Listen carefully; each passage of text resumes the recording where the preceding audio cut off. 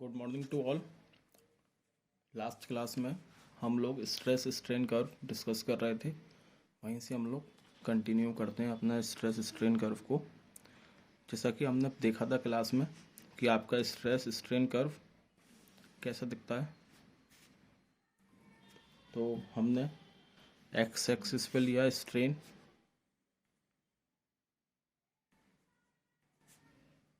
Y axis पे हम stress लेते हैं, इसको हम सिग्मा से डिनोट करेंगे। ठीक, तो हमने देखा था कि स्मॉल डिफॉर्मेशन के लिए हमारा जो स्ट्रेस है वो डायरेक्टली प्रोपोर्शनल था स्ट्रेन के। तो डायरेक्टली प्रोपोर्शनल कैसा बनेगा, हम यहाँ पर ये स्ट्रेट लाइन दिखा देंगे। तो इस पोर्शन में जिसको हम नाम दे देंगे ओ से ए, यहाँ पे आपका स्ट्रेस डायरेक्टली प्रोपोर्शनल है स्ट्रेन के। दूसरा, अगर डायरेक्टली प्रोपोर्शनल है तो इसका मतलब ये कौन सी लॉ थी, हुक्स लॉ थी। तो हम कह सकते हैं कि ए पॉइंट तक मेरी हुक्स लॉ वैलिड है। ठीक है, अब हुक्स लॉ क्या बोलती है, तो हुक्स लॉ यही बोलती है कि आपका स्ट्रेस जो है वो स्ट्रेन के डायरेक्टली प्रोपोर्शनल होता है। तो इस वजह से हम जो ए पॉइंट को नाम देते हैं वो देते हैं प्रोपोर्शनल लिमिट। नाम देंगे हम इसको प्रोपोर्शनल लिमिट। अगर कोई पूछता है कि किस पॉइंट तक आपकी हुक्स लॉ वैलिड है, तो आप बताओगे कि प्रोपोर्शनल लिमिट तक मेरी हुक्स लॉ वैलिड है। मतलब मैं यहाँ से ओ से ए रीजन में अगर लोड लगा रहा हूँ तो मेरी बॉडी में डिफॉर्मेशन आएगा, लेकिन जैसे ही मैं लोड रिमूव कर दूंगा तो बॉडी दोबारा से अपनी ओरिजिनल पोजीशन में पहुँच जाएगी, अपनी ओरिजिनल शेप को एक्वायर कर लेगी। ठीक है, ऐसा कब तक होता है, तो ये आपका लेस देन 1% के डिफॉर्मेशन तक होता है, लेस देन 1% डिफॉर्मेशन तक ये होगा। ठीक है, इसके बाद क्या होगा, इसके बाद भी जब आप आगे चलेंगे यहाँ से तो ये कर्व जो है वो लीनियर नहीं बचता, डायरेक्टली प्रोपोर्शनल नहीं रहते आपके स्ट्रेस स्ट्रेन कर्व, इसलिए कर्व थोड़ा इस तरीके से मुड़ जाएगा, यहाँ पर कर्व हो जाएगा थोड़ा सा। कर्व का क्या मतलब है, कर्व का मतलब ये है कि आपका अब हुक्स लॉ जो है वो वैलिड नहीं है या हुक्स लॉ अब फॉलो नहीं हो रही है, मतलब स्ट्रेस और स्ट्रेन डायरेक्टली प्रोपोर्शनल नहीं है। हाँ, अभी भी बॉडी अपनी शेप को तो एक्वायर कर पा रही है पुरानी वाली को, लेकिन स्ट्रेस और स्ट्रेन आपके डायरेक्टली प्रोपोर्शनल नहीं है। ठीक है, इस पॉइंट को हम नाम देते हैं यील्ड पॉइंट। क्या नाम देंगे हम इसको, यील्ड पॉइंट। बी पॉइंट को हम बोलते हैं यील्ड पॉइंट। ठीक है, मतलब समझ में आया। ए से पी में क्या हो रहा है कि आपका स्ट्रेस और स्ट्रेन डायरेक्टली प्रोपोर्शनल तो नहीं है, लेकिन जब हम लोड रिमूव करेंगे तो बॉडी अपनी ओरिजिनल शेप को एक्वायर करेगी। इसके जब आगे जाते हैं तो इसके आगे क्या होता है कि बॉडी का इलास्टिक लिमिट देखो यहाँ तक रहती है हमारी, बी पॉइंट तक मेरी इलास्टिक लिमिट रहेगी। इसके बाद क्या होगा कि बॉडी प्लास्टिक बिहेवियर स्टार्ट कर देगी। जैसा कि हमने डिस्कस करा था, प्लास्टिक बिहेवियर क्या होता है कि जब आप बॉडी पर से लोड रिमूव कर दोगे तो बॉडी उसी शेप को एक्वायर कर देगी जो लोड लगने के बाद उसकी शेप दिखी हमें। ठीक है, मतलब बॉडी अपनी ओरिजिनल शेप में लौट के नहीं आ रही। तो बी से सी रीजन में क्या होगा, ये भी हल्का सा कर्व ही दिखेगा। बहुत पास पास होते हैं ये पॉइंट, दिखाने के लिए हमें थोड़ा दूर दिखा रहे हैं जिससे कि आपको क्लियर हो जाए।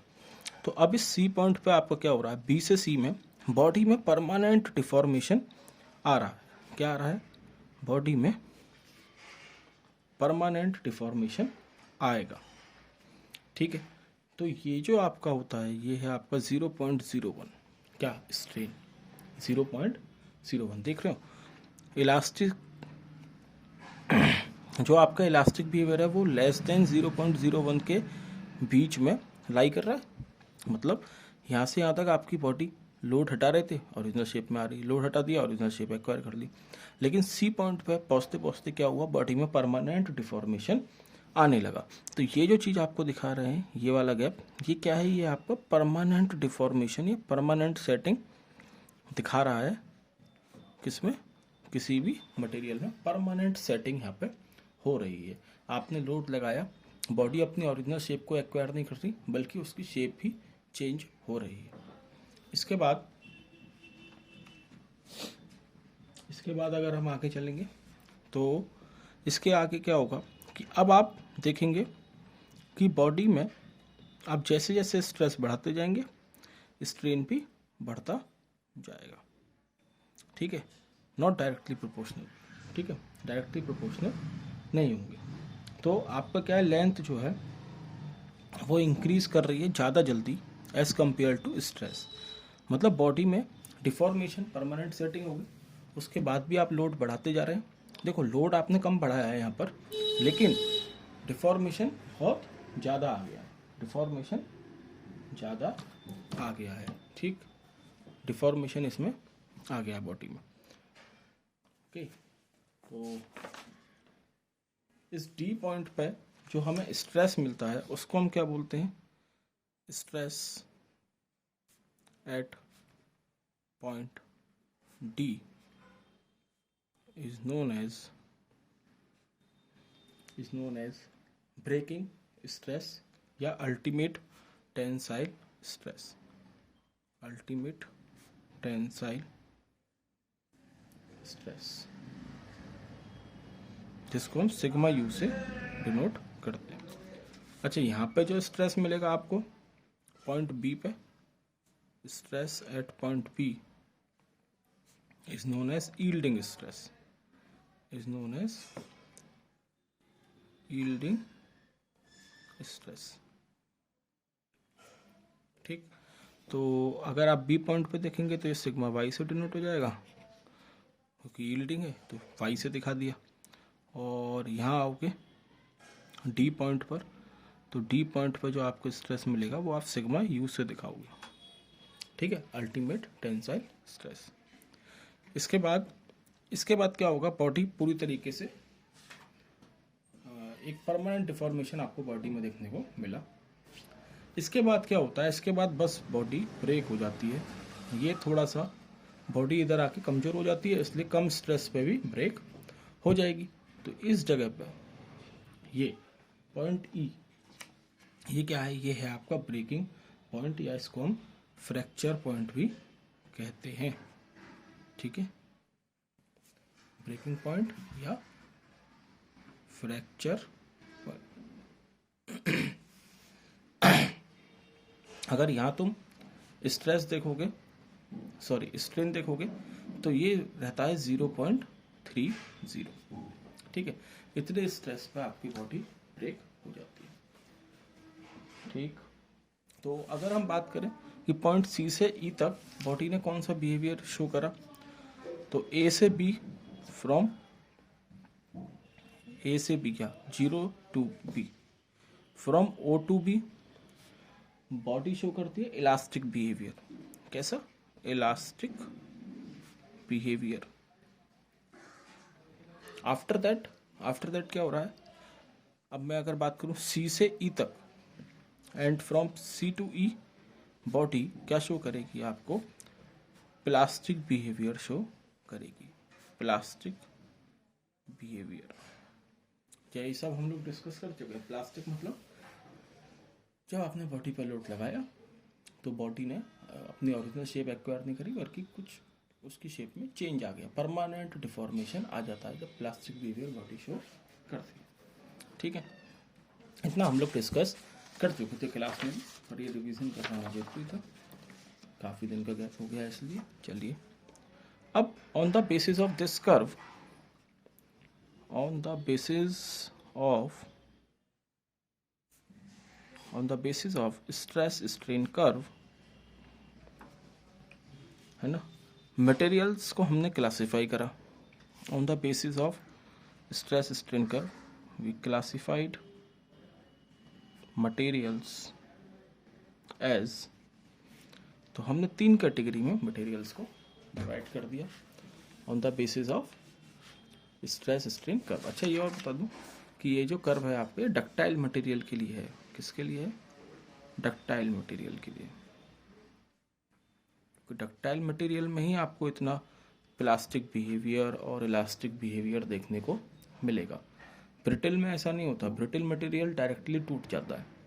अगर आप इसको देखोगे ग्राफ को ध्यान से, तो ये टूटने से पहले काफ़ी ज़्यादा इंडिकेशंस दे रहा है, उसकी शेप चेंज हो रही है, उसमें आपका परमानेंट डिफॉर्मेशन आ रहा है, तो आप उसकी शेप को देख के कह सकते हो कि ये टूटने वाला है। लेकिन ब्रिटल मटेरियल में ऐसा नहीं होता। ब्रिटल मटेरियल आपके डायरेक्टली ब्रेक हो जाते हैं। क्या हो जाते हैं? ब्रिटल मटेरियल सीधे ब्रेक हो जाते हैं विदाउट एनी इंडिकेशंस। ठीक है, तो इसी बेसिस पे हमने मटेरियल्स को क्लासीफाई करा इस कर्व के बेसिस पे। तो इसमें आपका वही पहला मटेरियल आता है डक्टाइल मटेरियल, जैसा कि अभी हमने डिस्कस करा। क्या होते हैं डक्टाइल मटेरियल? तो डक्टाइल मटेरियल वो होते हैं जिसमें आपका प्लास्टिक रीजन बहुत ज़्यादा होता है। ठीक है, तो हम शॉर्ट में लिख देंगे लार्ज प्लास्टिक रीजन, किसके बाद? इलास्टिक लिमिट के बाद, बियॉन्ड इलास्टिक लिमिट।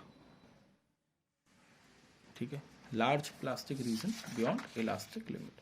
यहाँ इलास्टिक लिमिट खत्म हो गई, उसके बाद आपका प्लास्टिक बिहेवियर या प्लास्टिक रीजन ही चल रहा है ब्रेक होने से पहले तक। तो काफ़ी ज़्यादा प्लास्टिक रीजन इसमें होता है।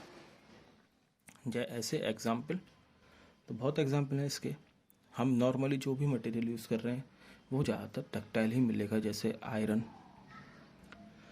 Aluminium, copper, silver, gold, etcetera.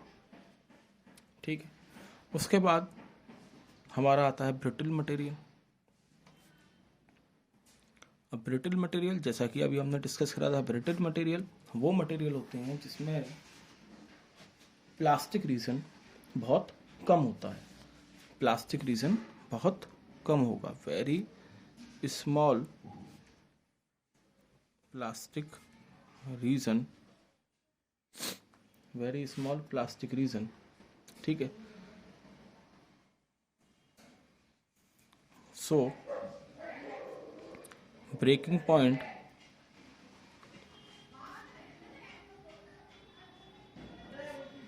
lies close to elastic limit, close to elastic limit। क्या होगा? प्लास्टिक रीजन बहुत कम है, इसका मतलब क्या हुआ कि जो ब्रेकिंग पॉइंट है, मतलब ये वाला रीजन जो C से D ये कम है, तो ये E पॉइंट उठ के पास में आ जाएगा किसके? इलास्टिक लिमिट के। तो वही लिखा है very small plastic region, so breaking point lie close to the elastic limit. जैसा कि हमने बताया इसका एग्जाम्पल, तो इसका एग्जाम्पल हो जाए गिलास। अगर आप देखो गिलास सीधे टूटता है, कभी कोई इंडिकेशंस नहीं देता। या आपकी ड्राई क्ले बॉल्स। अगर इसका ग्राफ हम लोग बनाएं तो इसमें क्या होगा? ये स्ट्रेस हो गया, ये स्ट्रेन हो गया, ये इस तरीके से आपका जा रहा है, और उसके बाद सीधे इसमें ब्रेकिंग हो जाएगी। यहाँ पर ये क्या है? ब्रेकिंग हो गई, फ्रैक्चर हो गया। ठीक है, किसके लिए? ये ब्रिटल मटेरियल के लिए है। ठीक, तीसरा होता है आपका इलास्टोमर्स।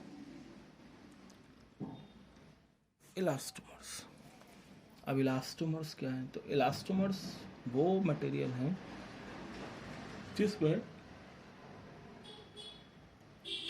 जिसमें आपका सिग्मा और स्ट्रेन, मतलब स्ट्रेस और स्ट्रेन डायरेक्टली प्रोपोर्शनल भी नहीं होते। मतलब जो आपका सिग्मा और एप्सिलॉन कर्व बनाओगे, मतलब स्ट्रेस स्ट्रेन कर्व बनाओगे, वो स्ट्रेट लाइन नहीं होती, इलास्टिक लिमिट में होगी। Is not a straight line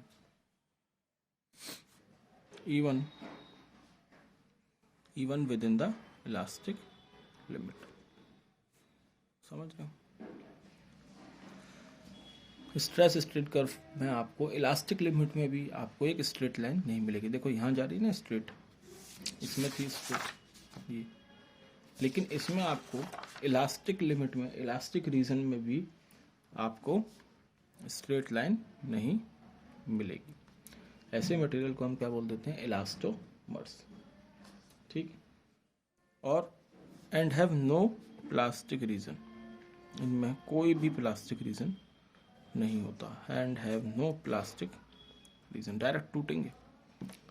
ये इनमें होता है लेकिन कम होता है, बहुत कम होता है। इनमें होता ही नहीं है इलास्टोमर्स में। ब्रिटल में होगा लेकिन कम होगा, इलास्टोमर्स में होगा ही नहीं। एग्जाम्पल, टिश्यू ऑफ वुड या रबड़।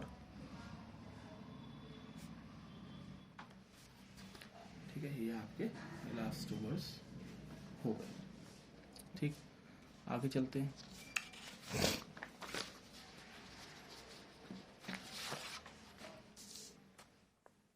चलिए, अब अगर रबड़ की बात आई है तो हम यहाँ पर डिस्कस करेंगे कि रबड़ का स्ट्रेस स्ट्रेन कर्व कैसा बनेगा। तो देखो, रबड़ का स्ट्रेस स्ट्रेन कर्व क्या है, रबड़ का, या इलास्टोमर्स भी बोल सकते हैं। ठीक, इलास्टोमर्स बोल दो या रबड़ क्या भी, हम बेसिकली रबड़ के बारे में ही डिस्कस करेंगे यहाँ पर। ठीक, देखो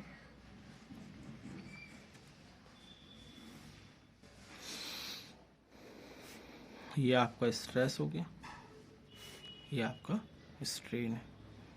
होता क्या है रबड़ में, जैसा कि हमने बताया कि यहाँ पर आपको stress strain curve elastic region में भी स्ट्रेट लाइन नहीं मिलती, तो शुरू से ही आपका ग्राफ जो है वो कर्व ही देखने को मिलेगा, पहली बात। ठीक है, फर्क समझते हो ना दोनों में। इसमें हमने देखो यहाँ स्ट्रेट लाइन दिखाई, यहाँ पर कहीं पे भी स्ट्रेट लाइन नहीं है। फ्रॉम द स्टार्टिंग आपका ग्राफ कर्व ही होना स्टार्ट हो जाएगा। ठीक है, अब इसमें क्या है, रबड़ के लिए बात कर रहे हैं। ठीक है, तो रबड़ का जो ग्राफ है वो आपको इस तरीके का थोड़ा अलग देखने को मिलता है।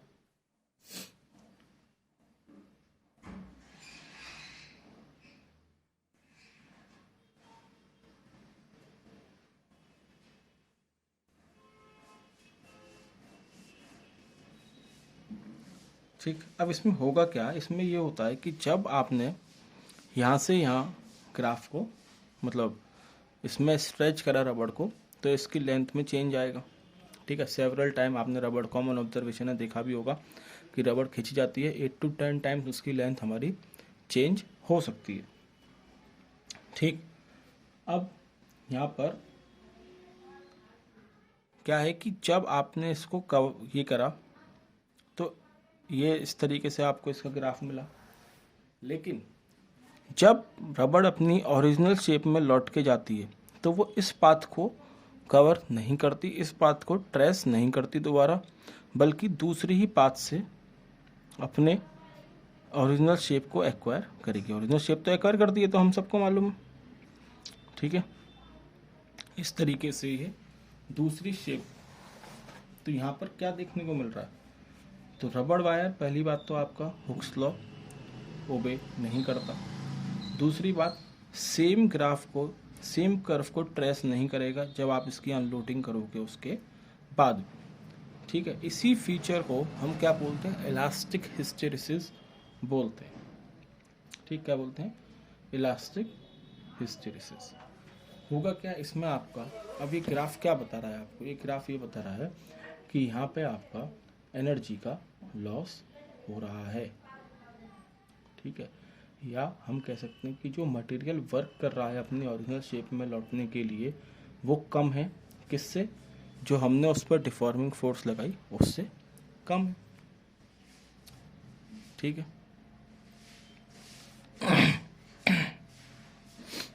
देखो तो हम यहाँ लिख सकते हैं the work done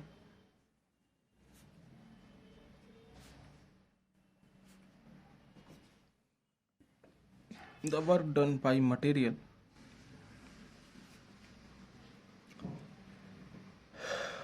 in returning to its original position, in returning to its original position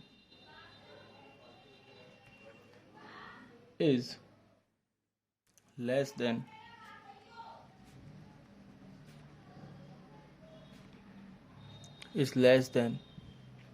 the work done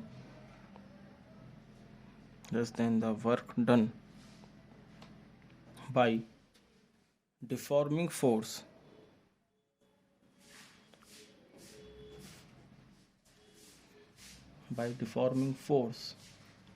when it was deformed.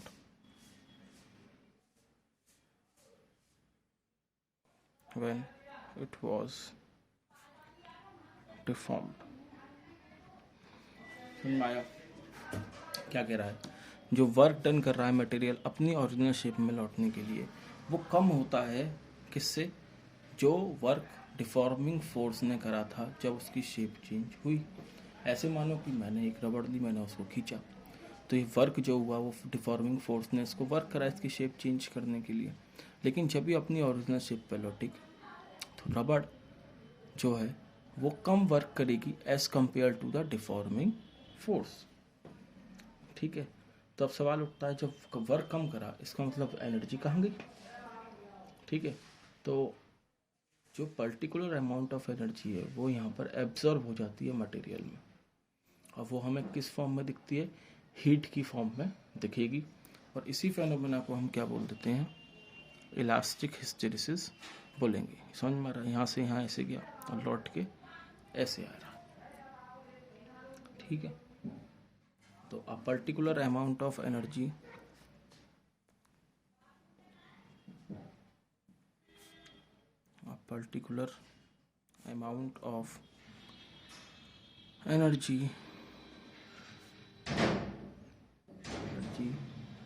is absorbed by the material,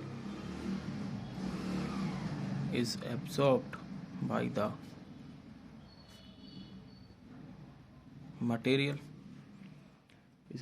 the material in the cycle, which appears as heat, कैसी दिखेगी आपको? Heat की form में दिखेगी, which appears as heat. This phenomena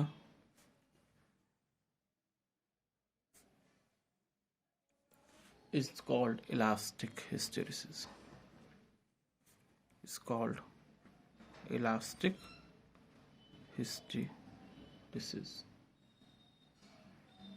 ठीक है, इसी phenomena को हम क्या बोलते हैं? इलास्टिक हिस्टेरिसिस बोलेंगे। अच्छा, हमने क्या बताया था? ये स्ट्रेन में कितना चेंज आता है इसकी लेंथ में? 8 to 10 टाइम्स, तो हम यहाँ 8 लिख सकते हैं। समझ में आ रहा? ठीक, अब इस इलास्टिक हिस्टेरिसिस का काम क्या है? तो इस इलास्टिक हिस्टेरिसिस को अगर हम ध्यान से सोचें तो ये आपका यूज़ होता है शॉक एब्जॉर्बर में। शॉक एब्जॉर्बर साइकिल में आपने सुने होंगे शॉकर लगे हुए हैं। हमारे इसमें हर व्हीकल में लगे होते हैं, गाड़ी में, 2 व्हीलर में, सब में शॉकर्स लगे होते हैं। शॉक एब्जॉर्ब जो करते हैं, होता क्या, जब डिफॉर्मिंग फोर्स लगी तो एक पर्टिकुलर एनर्जी उसने एब्जॉर्व करी, एक वर्क डन करा।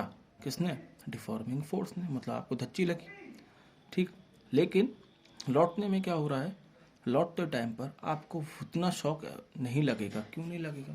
क्योंकि जो हीट है या जो वर्क एनर्जी है वो एब्जॉर्ब हो जाती है मटेरियल में, और किस फॉर्म में निकलती है? फिर वो हीट की फॉर्म में निकलती हुई दिखाई देगी।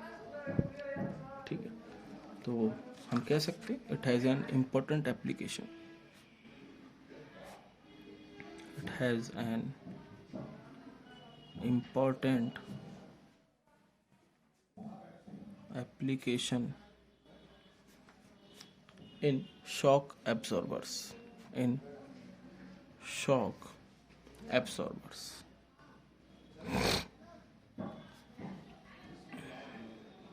ठीक है, ये समझ में आ गया होगा। अच्छा, अब यही रीज़न है, अगर आप यहाँ पे देखेंगे it has an important application in shock absorber, ये आपका इलास्टिक हिस्टेरिसिस हो गया। समझ में आया होगा।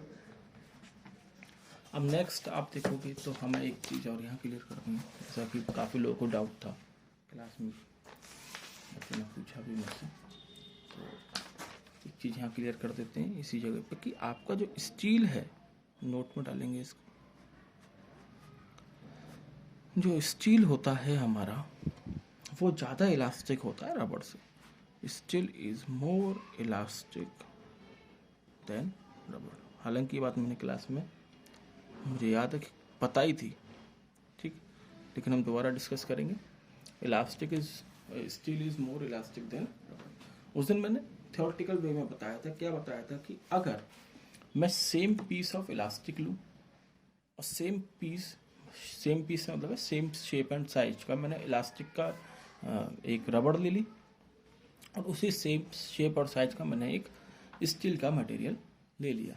तो हम लोग क्या ऑब्जर्व करते हैं कि जब मैं उस पर लोड लगाऊंगा, दोनों पर सेम लोड लगाया, जब वो लोड हमने रिमूव करा तो जो स्टील थी वो अपनी शेप को जल्दी एक्वायर कर रही है, रबड़ जो है वो अपनी शेप को जल्दी एक्वायर नहीं कर पा रही। तो क्या होता है, इसका मतलब क्या हुआ कि आपका जो स्टील है वो ज़्यादा इलास्टिक है। समझ में आया? देखो इलास्टिक का मतलब क्या है, अगर मुझे देखना दो मटेरियल में से कौन ज़्यादा इलास्टिक है तो हम ये देखेंगे ना, इलास्टिक का मतलब होता है कि बॉडी अपनी ओरिजिनल शेप को दोबारा एक्वायर कर रही है और रिमूविंग द लोड। तो हम यहाँ पर यही देखेंगे कि हमने सेम शेप एंड साइज की स्टील और रबड़ ले ली, दोनों पर सेम लोड लगाया, जब लोड रिमूव करा दोनों की शेप में कुछ चेंज आया होगा लोड लगाने पे। जब हमने लोड रिमूव कर दिया तो हमने देखा जो स्टील है उसने अपनी शेप को जल्दी एक्वायर कर लिया, रबड़ को टाइम लगता है। इसका मतलब कि हमारा जो स्टील है वो ज़्यादा इलास्टिक है। ये तो हो गया हमारा थ्योरेटिकल जो आप लोग लिख लेंगे। अब हम बात करते हैं कि हमने सेम शेप और साइज की स्टील और रबड़ ले लिए, ठीक है।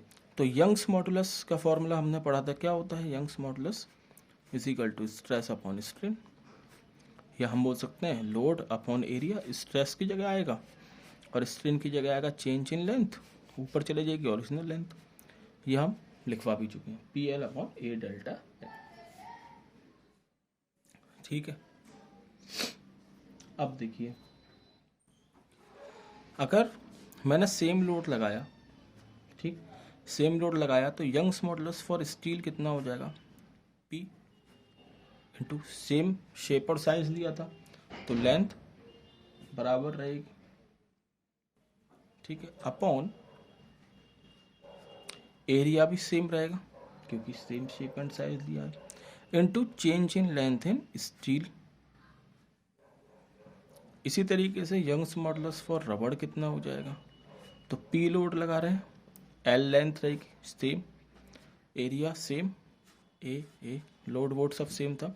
अच्छा जो चेंज इन लेंथ आएगा वो दोनों में डिफरेंट आएगा, तो स्टील वाली को हमने डेल्टा LS बोल दिया और रबड़ वाली को हम डेल्टा LR बोल देंगे, ठीक है।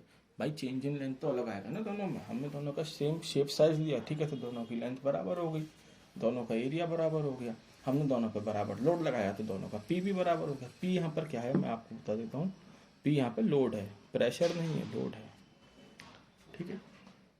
तो चेंज जो आएगा दोनों की लेंथ में वो तो डिफरेंट होगा, ठीक है।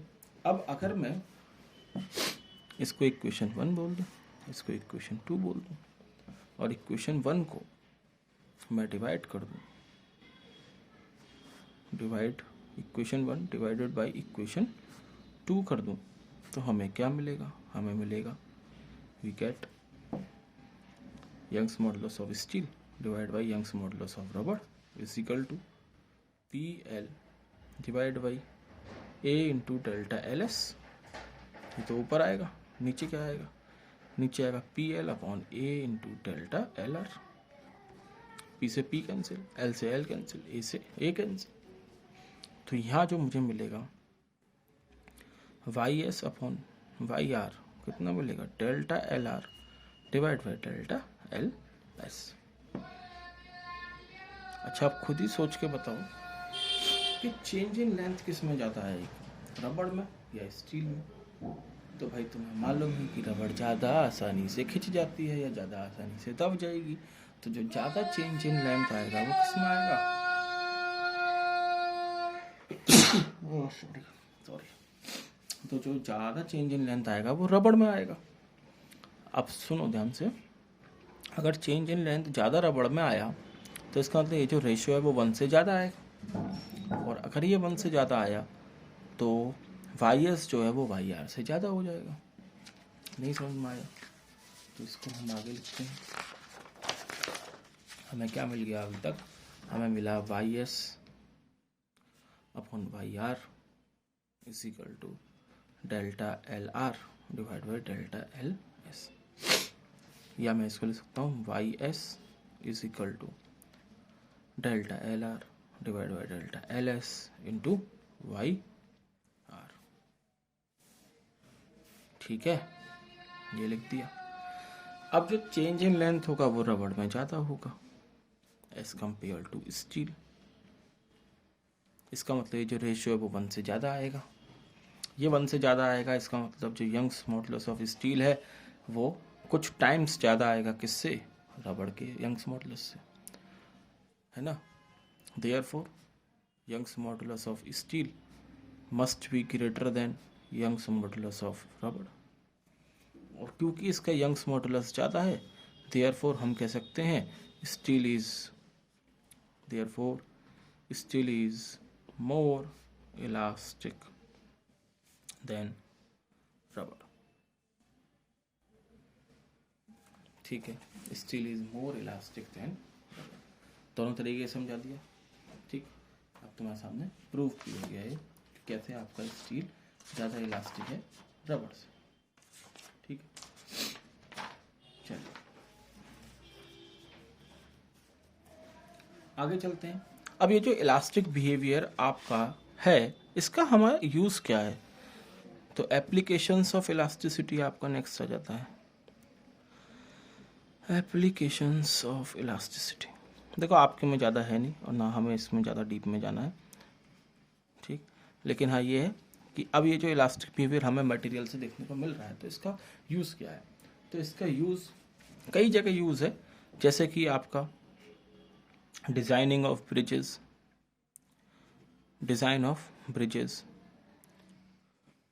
ठीक है, जो डिज़ाइनिंग होती है ब्रिज की वो भी इलास्टिसिटी को ध्यान में रखते हुए बनाई जाती है। देखो कोई भी ब्रिज होगा तो उसको ऐसी किसी भी मटेरियल का नहीं बना दिया जाएगा कि मैंने कांच का ब्रिज बना दिया, तुरंत टूट जाएगा। सबसे बड़ा दिक्कत क्या है कांच के में बनाने में, कि वो कोई इंडिकेशन नहीं देगा टूटने से पहले। आप आयरन का बनाइए, वो इंडिकेशन देता है। जो ब्रिज हमारे बनते हैं लोहे के बनते हैं, स्टील के बनते हैं, क्योंकि ये सब मटेरियल हमारे टूटने से पहले इंडिकेशन देते हैं। अगर भाई डायरेक्ट टूट जाएगा तो कुछ भी हो सकता है। ठीक है, तो मटेरियल देख के ही और उसकी ज़रूरत के हिसाब से कि ब्रिज बनाना है, कितना लोड इस पर से निकलेगा, उसके अकॉर्डिंग हम मटेरियल सिलेक्ट करते हैं और ब्रिज की डिज़ाइनिंग तैयार करेंगे।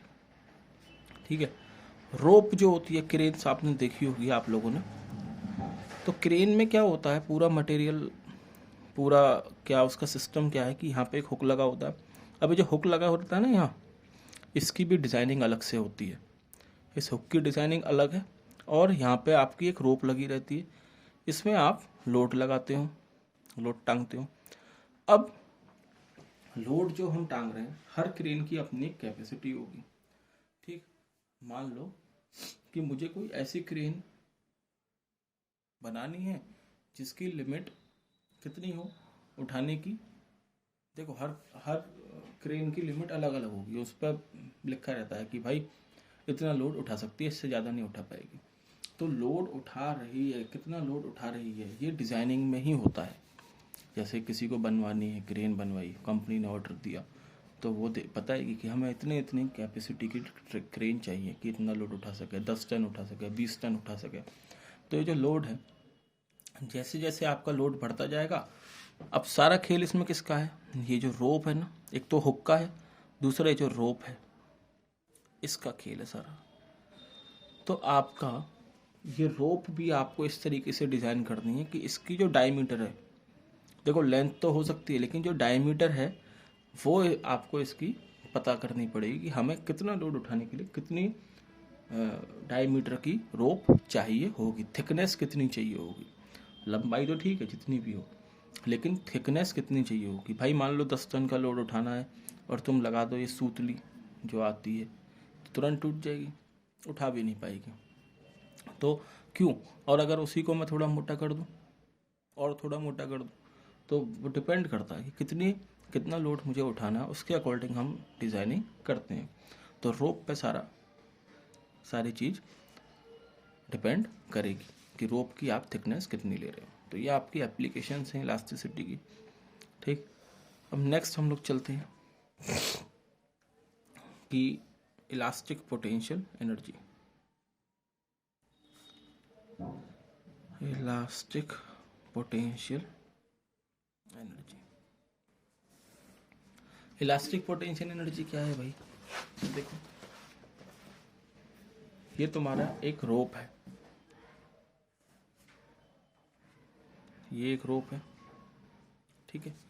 इस पर तुमने क्या करा, लोड लगाया, ठीक है, जिसको हम पी से दिखा रहे हैं, लोड पी से दिखा रहे हैं। अब जैसे ही आप इस पर लोड लगाओगे तो इसमें क्या होगा, इसकी शेप में चेंज आएगा। शेप में मतलब इसकी लेंथ में चेंज आ जाएगा।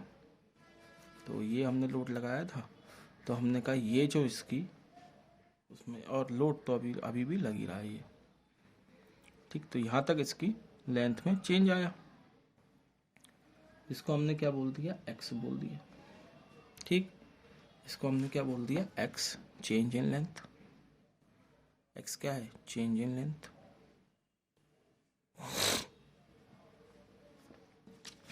ठीक। तो एफ की वैल्यू क्या हो जाएगी, सॉरी पी की वैल्यू क्या हो जाएगी,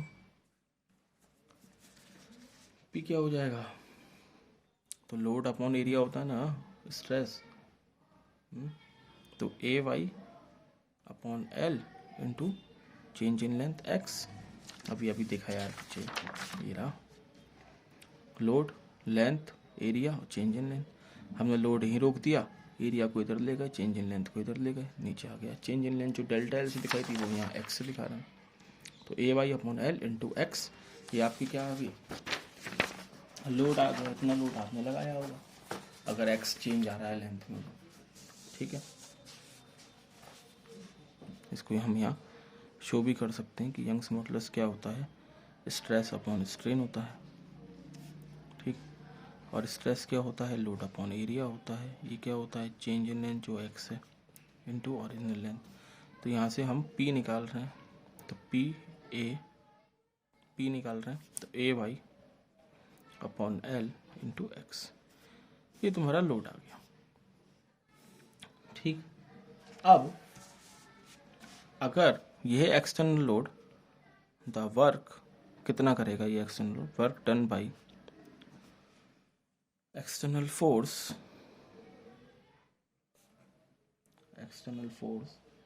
इन एक्सटेंशन dx। अगर इस रोप में मान लो dx एक्सटेंशन आ रहा है तो कितना वर्क करेगा, तो वर्क हो जाएगा W इज डी डब्ल्यू, छोटा w, p dot D X, ठीक। तो p की वैल्यू यहाँ पुट कर दो, A Y upon L into X D X, ठीक है। तो टोटल वर्क, अगर इसको लेंथ में चेंज आ रहा है, मान लो 0 से 0, पहले कोई भी चेंज नहीं हुआ था, और फिर उसके बाद L तक जा रहा है, ठीक है। तो उसमें टोटल वर्क कितना करोगे, total work by external force in a extension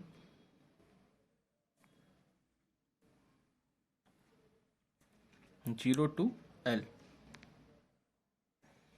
कितना हो जाएगा, इंटीग्रेशन कर दोगे, integral is equal to integral A Y upon L X D X. Limit हो जाएगी 0 से L, 0 से L। तो इसका इंटीग्रेशन करोगे तो ये आ जाएगा W is equal to A Y upon L, आपका कांस्टेंट है, बाहर आ जाएगा, एक्स का इंटीग्रेशन एक्स स्क्वायर अपॉन 2, 0 से L।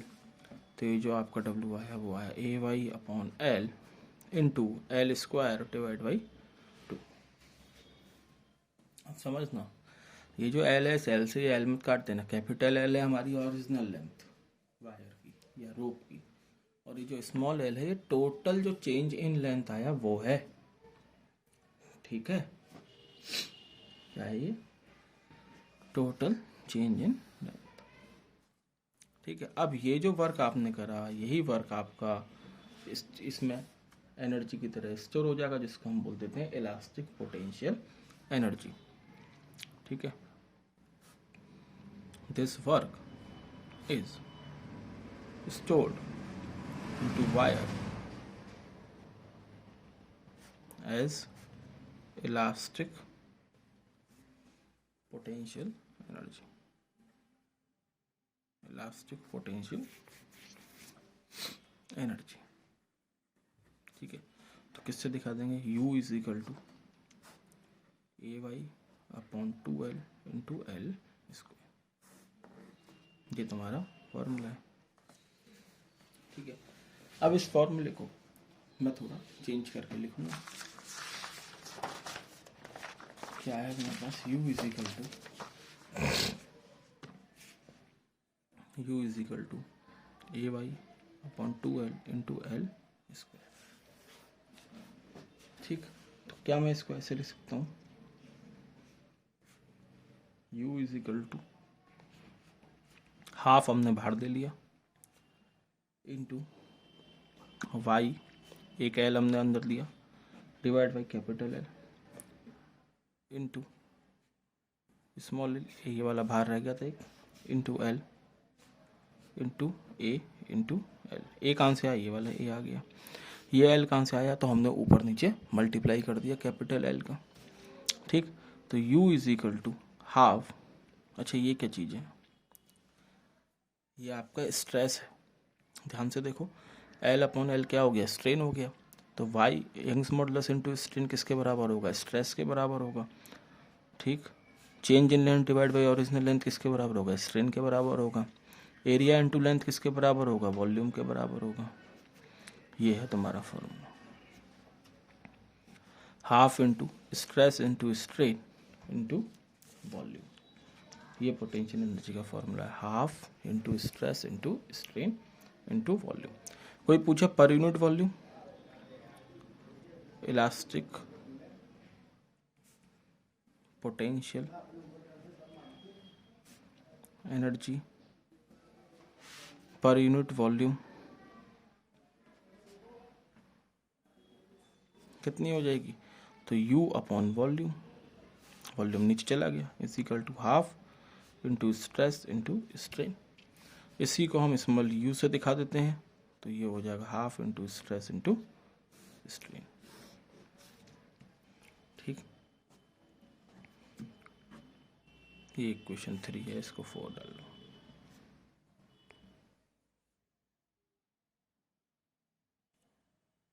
ठीक है, ये है तुम्हारा हाफ इंटू स्ट्रेस इंटू।